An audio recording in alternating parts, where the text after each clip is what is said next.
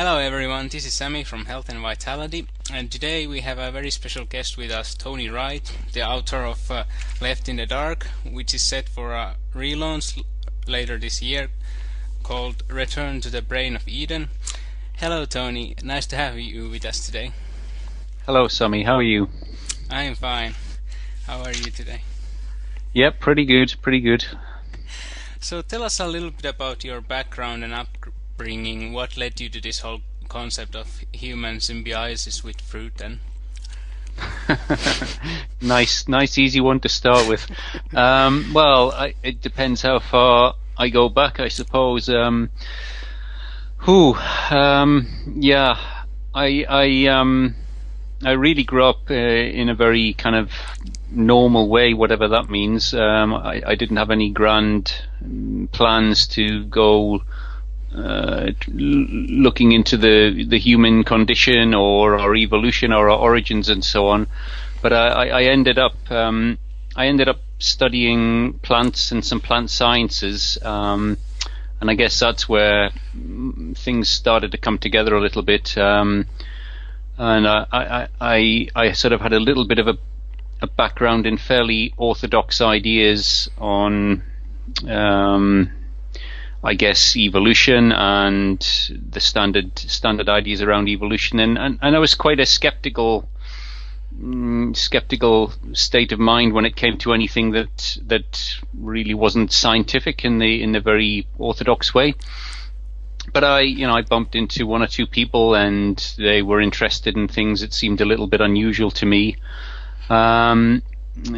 Sort of what you might call spiritual or shamanic ideas, this kind of thing. And around that time, I also came across some information. I was given some information basically on human diet, what humans eat, that was making statements along the lines of it was pretty crazy what we were doing, the things we were eating were totally unnatural, and it just had never occurred to me. Like, I guess most people, you grow up, you eat what you eat, and you don't really think about it too much. So that kind of got me interested, and with my little bit of background in plant sciences, I could see quite quickly that actually what was being said seemed to make some sense. It was like, okay, how does this make sense? How we ended up eating these very strange materials that most of us are brought up to be called food, and it's normal, although of course every culture is different, so there's many different versions.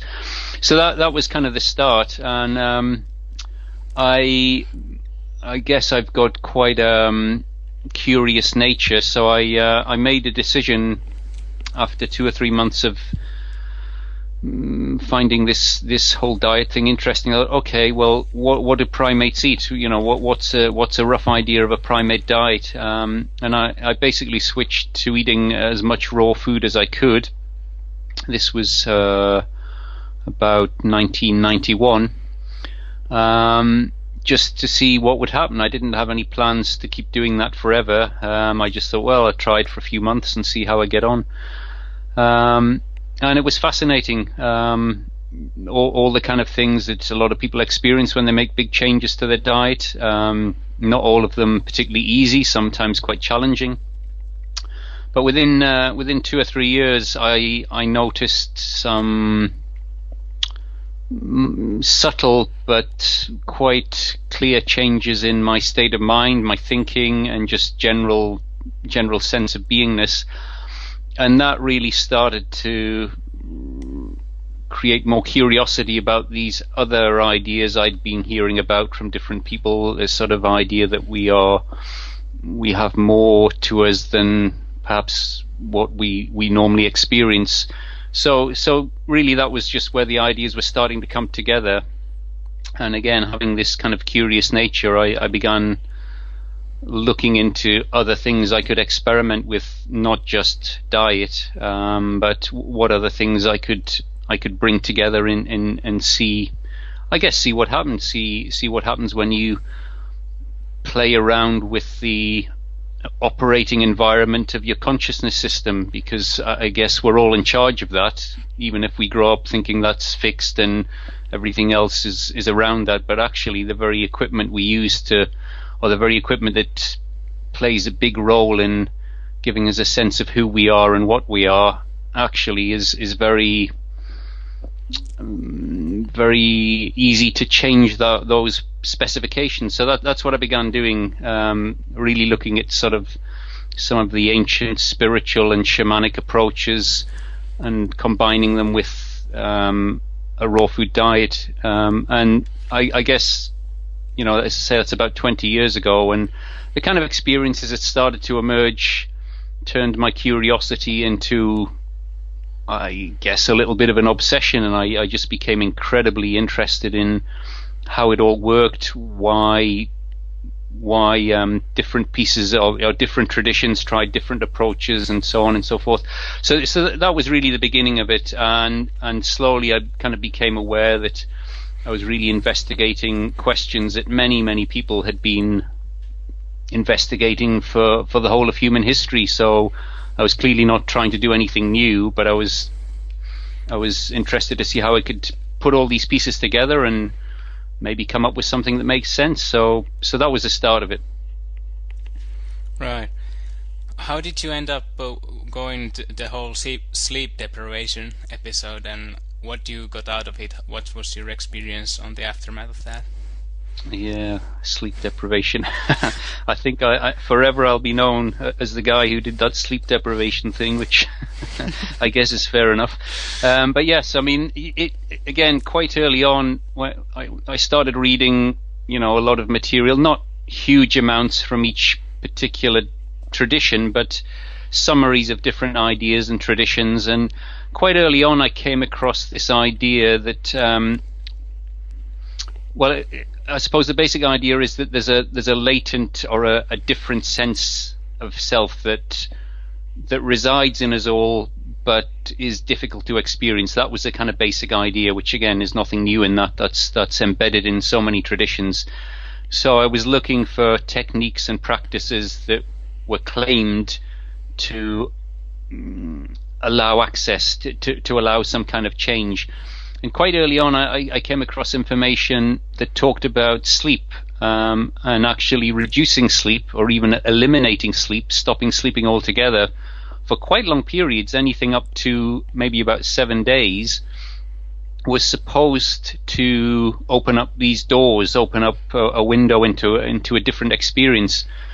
And of course, I'd got my curiosity, and I thought, well, actually, it's not a restricted practice. There's no law against staying awake.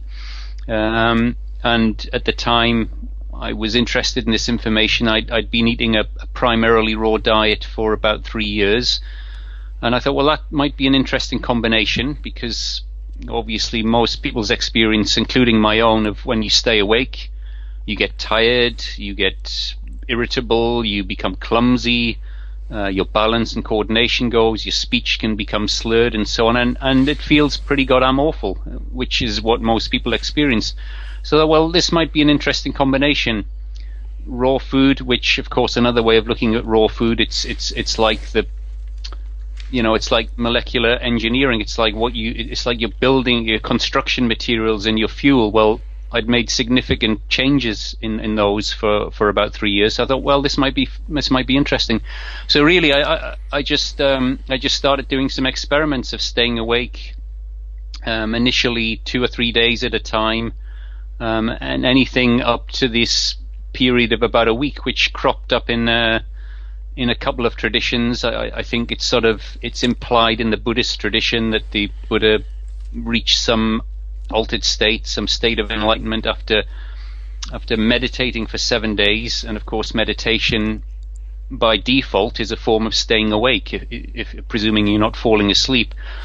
And it's also quite a clear reference, whether it's supposed to be a metaphor or quite literal, who knows, but in one of the very earliest texts that we know, the Epic of Gilgamesh, I think it's a sort of Sumerian tradition, or at least that's what's presumed and found on these clay tablets, and it talks about it's like a classic quest, I suppose, and the initiate is given various tasks to do, and one of the tasks towards the end is to stay awake for 7 days and 7 nights.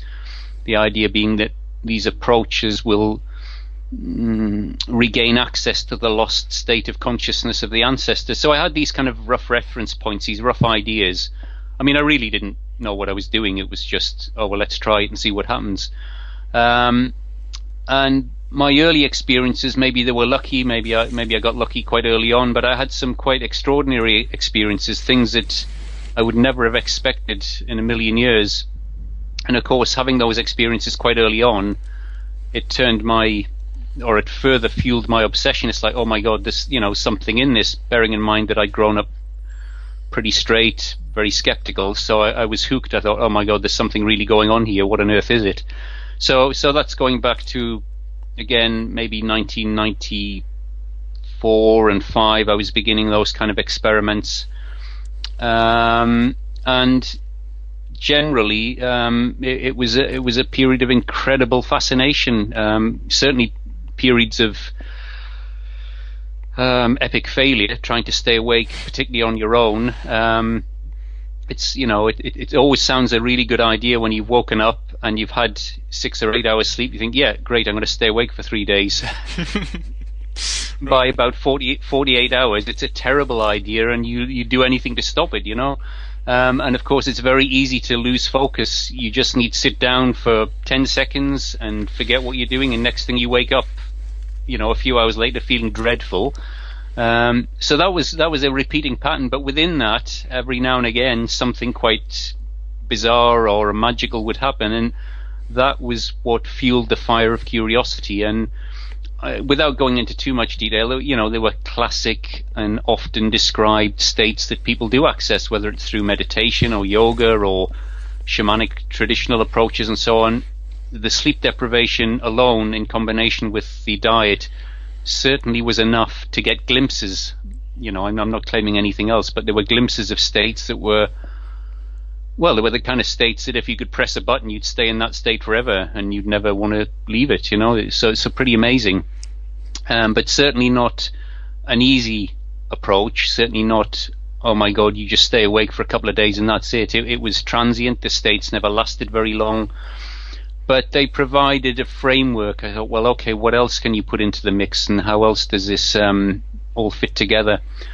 And I kind of continued those experiments on and off for a good few years at different periods, including I managed to persuade a university in the UK to run some tests, because in reading about sleep deprivation, and of course I'm sure it's quite correct that when you're deprived of sleep you can become deluded and hallucinate things that aren't really there, and so on and so forth. And what I noticed, amongst many other things, was a physical sense of improvement. I felt as if I had more stamina, I had more strength and better balance, and I'm normally right-handed. Well, during these periods of sleep deprivation, particularly if it was more than 2 days, I began to notice that I could use my left hand as well as my right. So I thought, well, okay, the things that happen that are what you might call state of mind or perception, how do you measure that? It's a little bit tricky. Of course, it's possible, but these physical changes, either I'm deluded or they must be real. So I managed to get, again, this university to run some tests, and I did a 5-day experiment there. And sure enough, I'd gone along and tried to convince them to run these experiments. They thought I was crazy, obviously, and they didn't want to let me do too many days in case I died or something unpleasant like that. And the guy running the experiments, or overseeing the experiments, the professor at the university at the time, he was ex-military, and he'd actually done training to cope with sleep deprivation as part of the kind of military approach to being in the field and so on. So he was interested. He thought, he was pretty convinced that I'd find out that I was kidding myself, that I was deluded, that actually while I was thinking I was feeling fine, I would be a complete mess. So it was an interesting experiment, and I sort of said, well, look, if I stay the same, if I can turn up, you run a battery of tests, and at the end of 5 days I'm still doing the same level of proficiency, that would be interesting, because all the standard theory is that your ability declines, you get pretty bad at everything. But actually what happened for the most part, and particularly in the areas that they were testing, so balance, dexterity, coordination, and so on, all of those things improved. And they were quite perplexed by this, and really I was hoping the study would be published. There was talk of it being published, but because they couldn't explain the results, they said, well, look, really, we have to run this again, which I was in favor of. I said, well, that's fine. But they had no funding. There was no funding to do more tests, so that was the only time it was ever done. But it was an interesting experiment. I do have some data from it. Some of it's on websites, some of it's published in the book.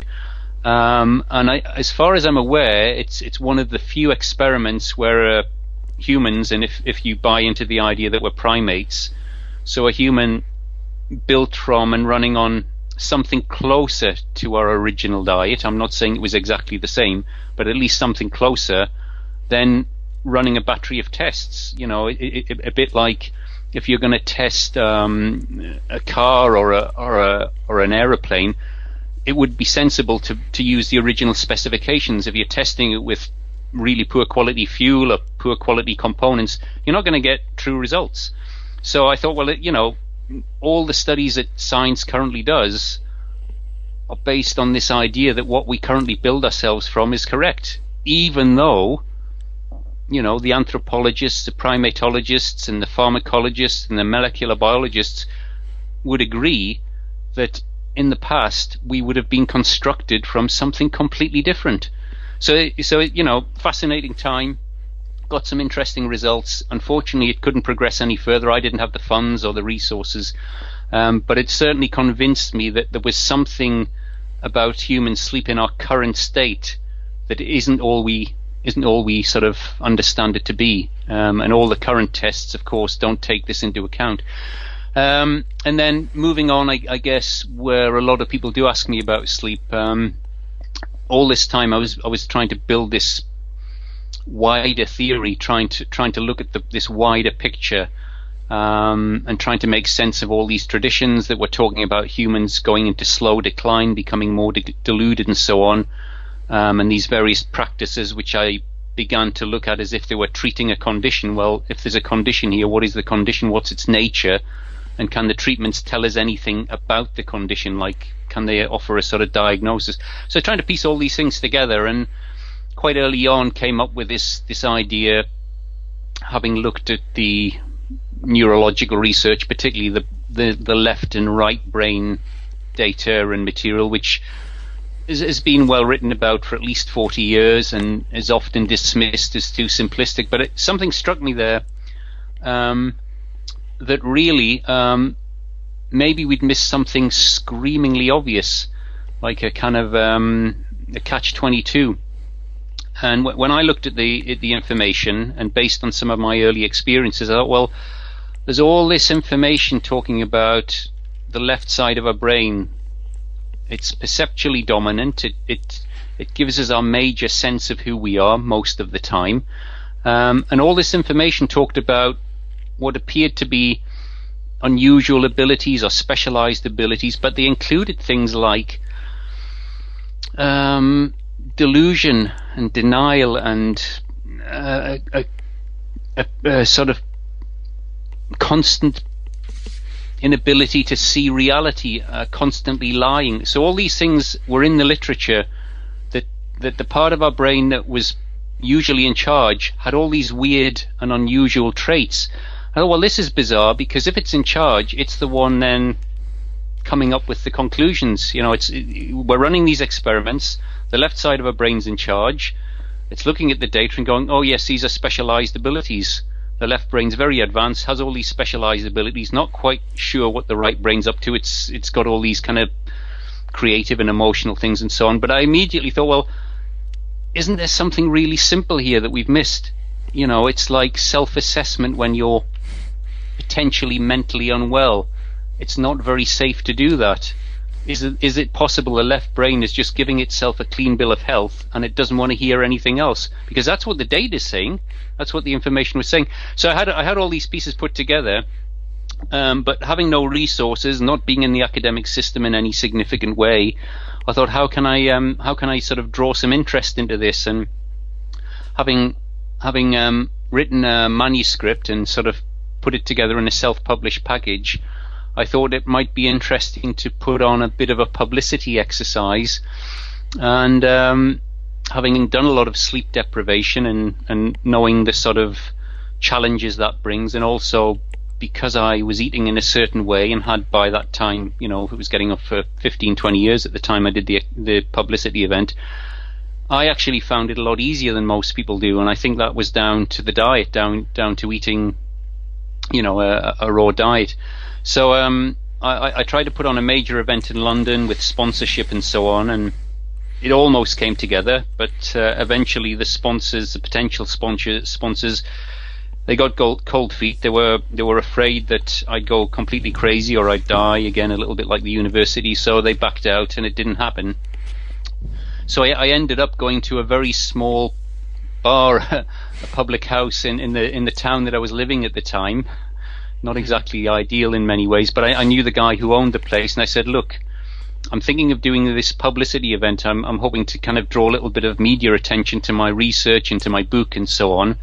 Would you be interested in hosting it? And I think he'd had a couple of drinks at the time, and he sort of said, oh yeah, that'll be fine, Probably thought I was just having a joke. But anyway, I arranged all this thing, and we got some CCTV set up, some cameras set up, and I tried to inform a few of the local media, the local paper, which is quite a small paper, and local BBC.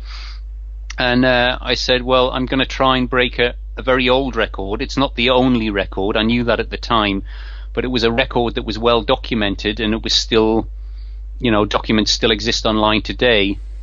And the guy who set the record, when sleep deprivation records were quite a trendy thing to do, I guess, he was 17 at the time, and I was in my 40s at the time. And he clearly struggled from about the second day onwards. He had a hell of a time. He was almost having to be carried around to keep him awake. And I thought, well, I know I can do a lot better than that. I will have some periods of tiredness, but I know I'll have long periods where I'm pretty functional. And I thought, well, that might be unusual as a media event, and hopefully might, draw in more questions. And his record that he set in 1964 was 11 days, which is quite a long time. And I'd never done 11 days. I'd done about 7 or 8 days before, and I thought, well, I'll give it a go. So that's how it all started. So yeah, I ended up in a fairly small bar with people coming in every night and getting drunk and stuff. And I'm trying to do this sleep deprivation thing, and it was quite surreal. Not just because I was staying awake, but just the media did turn up. Initially, a little bit of local press, but within 2 or 3 days it snowballed, and oh my God, everybody turned up. And I actually found it quite daunting. I have to admit, I managed to create a publicity platform, and then I think I got stage fright. It was like, oh my God, this is too much. But yeah, that was how that all came about, and currently I think my reputation is still, I'm the guy who does that sleep thing kind of thing, which of course there's some truth in it, and I think there's some fascinating stuff about human sleep, but the real picture is much, much bigger than that. But yeah, that's how that all happened. That was in 2007. And it did draw some interest in, but unfortunately the media being what they are, they saw what they wanted to see, wrote what they wanted to write, and then everybody disappeared again pretty much. Right.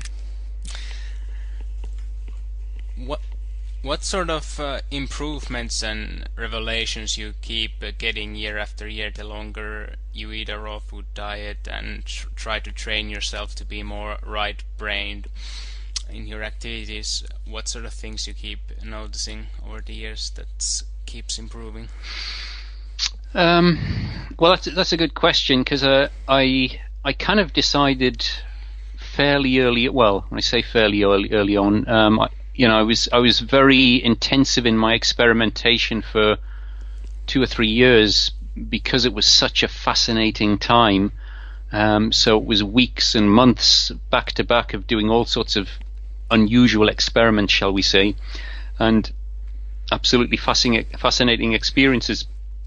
But I came to the conclusion towards the end of the 1990s that actually, yes, I could spend forever doing this. I could disappear into the mountains and have a phenomenally interesting time. But I thought, if this is gonna have any relevance, I really need to find a way to put it into a language that can be understandable and be tested in some way, sort of almost accepting that the current paradigm is modern science. Whether it has flaws or not, that's not the point. It's a very, very powerful paradigm, and it influences modern Western culture greatly. So I thought, is there a way to pull this together and make a challenging and powerful argument that actually we're in serious trouble, which of course is exactly what all the ancient traditions said. So I decided that was my priority, and I sort of eased back quite a lot on the experimentation. I stuck with being raw, and I still dabbled from time to time, but I became much more focused on how to formulate, or how to put this in a formula that can be understood in a very rational way. So for the next, I guess, 10 years, that was my major focus, and in some ways it's remained that way. I haven't really been so focused on extreme experiments. Admittedly, I'd like to get back to some of those experiments because they are fascinating, and I was a little bit naive in terms of how long I thought this would take. I thought, okay, get this written up, get a publishing deal, and then maybe there'll be more resources to do more experiments. And that was really probably around about 2000 that all started. And here I am now, 14 years later, and still working through that whole process of getting publishing deals and getting the information into a format that people can understand. And it is coming together, but it's taking a lot longer. So anyway, to address your question, in those early days, I don't really want to start trying to put into words things that are very difficult to explain. Classic challenge of how do you explain things that really you have to experience. All I can say is that all the things that anybody's ever read about the sort of experiences that humans are clearly capable of under certain circumstances, sometimes spontaneously, but often in association with some kind of technique. And those techniques can range from the fairly mild, like I say, from say meditation, to perhaps the more powerful, so the sort of traditional use of plant medicines and so on and so forth. To me, all those things absolutely are real. How we can access them or how easy it is, that does vary a lot. So yes, some absolutely fascinating stuff. What I would say is continued to stay with me is a different way of looking at things. That's never really gone away. Sometimes it's more accessible, sometimes less so. But after maybe about 3 or 4 years of eating that way, and then beginning these approaches, combining these approaches, I began to find it much easier to see patterns in information that I would never have seen before, sort of being able to put pieces of information together that I would have just never considered putting in the same place. Now, of course, whether they mean anything, time will tell, but it certainly seems to be easier to see patterns in information that normally I wouldn't have seen at all, and I don't think other people see so easily either. And of course, this is reported by many other people. When you get into unusual or altered states of consciousness, you can see things differently. So yes, that has maintained itself. The more extraordinary experiences are very much related to applying certain approaches, and I choose for the most part not to do that for now. I'm much more focused on getting this basic idea out and initiating debate, and really, I suppose, trying to draw attention to these questions. Is there a serious problem with our consciousness system, with our perception? Is it actually staring us in the face and we're so deluded, like as if we've all got dementia, and how would we know if we've got dementia? It's no use going, well, I feel fine, therefore I'm fine. That self-assessment is no longer appropriate. So is it possible to set out relatively objective information? I mean, whether anything's truly objective, that's highly debatable, but let's say relatively objective, repeating patterns of data from all sorts of sources. Is it possible to lay it out in such a way that even to a deluded mind, it becomes apparent that there's something wrong here, and we've missed it because the very equipment we're using to look at the problem is the equipment that has the problem. So that's been my main focus, and I guess a lot less attention on the experimental approaches, at least for now. As I say, I did have rather naive expectations. I thought, yes, this will take 4 or 5 years, and it's taken well over 10 years to get to the point now where the information is clearly understandable by an increasing number of people. It's getting a lot of interest and some hostile reaction as well, of course, which I'd expect. And it's slowly getting more and more out there. That was the real challenge. How do you get this information out there? And without resources, it's very difficult. So, as you mentioned in the introduction, I've recently signed a publishing deal, and the book that was self-published is now going to be retitled and reframed a little bit, and hopefully will reach a much wider audience. So yeah, that's been my main focus. The experiences, yes, absolutely. All the things that you've ever read. Again, I don't want to just regurgitate the kind of experiences that we can all read about, or some people have certainly experienced. As far as I'm concerned, they're pretty much all available. It's simply a case of whether you can be bothered to access them or not. Our current neural configuration, our current consciousness state, generally, we don't access those things. Our normal state is very different from that. But there's clearly a number of things we can do, and it's entirely at our own choice, that will, by degrees, I think, virtually guarantee some form of very different state of being, which, when most people experience these states of being, they tend to use similar language. It's like, oh my God, it's like coming home. It feels more real than reality does, and so on and so on and so on. So I'd fully concur. I think those states exist. I only feel like I've had glimpses, but it's been enough to drive me for years and years. It's like, wow, there's something fundamental here. All these ancient traditions, some of them, or maybe all of them, have slowly become distorted over time, but the very essence that the human condition is now one of delusion, fear, paranoia, and very, very limited perception, I think is incredibly accurate. The challenge with that is we can all understand that concept, but that doesn't give us the sensory experience, and that's the tricky bit.